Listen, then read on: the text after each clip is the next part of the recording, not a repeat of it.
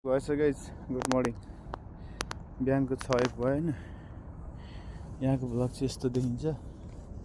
यो हामी अहिले बस्ने एरिया हो। भर्खर घरहरू बन्दैछ, बस्तीहरू बन्दैछ। उराट लाग्दो ठाउँ छ र पनि रमाइलो छ। बाटोहरू यस्तो पिच छ हैन, यति ठुलो ठुलो बाटोहरू छ। त्यहाँनिर घर बन्दैछ, यस्तो घरहरू। यहाँ चाहिँ घर बन्नुभन्दा अगाडि नै बाटो चाहिँ क्लियर भइसकेको हुँदो रहेछ क्या। यता पिचहरू भयो। यो अब घाम झुल्किन लाग्यो, डढेको छ घाम। हो यस्तो छ घाम। यो चाहिँ घाम झुल्क्यो, अब झुल्क्यो। अब उता गएर देखाउँछु अहिले। यो बाटो कहाँसम्म छ है त होइन गाइस, लाग्यो अहिले। म यस्तो एक फन्का आएको, उहाँबाट आएको। तपाईँलाई घाम झुल्किन लाग्यो। यस्तो देखिन्छ घाम चाहिँ अहिले। ठिक छ।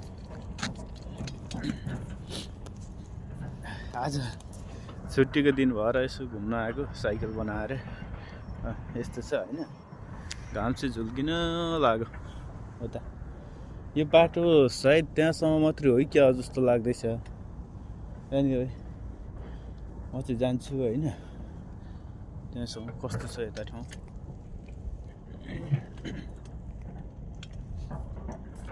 घाम झुल्केको ठाउँ पनि देखाउँछु ल। अब यताको बाटो जाँदाखेरि चाहिँ भेटिएला सायद। उता चाहिँ त्यहाँसम्म मात्रै रहेछ बाटो, त्यहाँभन्दा उता बाटो छैन। अन्तिम बाटो त्यहाँसम्म रहेछ।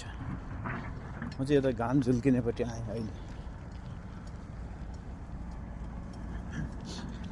अहिले 2015 सन् 2015तिर पोखरामा हुँदाखेरि यसरी नै काम गर्न जाँदा त साइडमा काम गर्न जाँदाखेरि घुमेको याद आयो। विशेष त्यो आमोसलाई सम्झिरहेको छु सन्देश।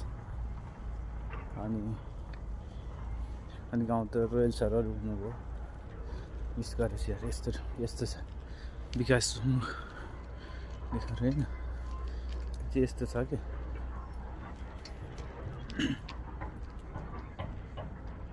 ए झुल्कियो घाम।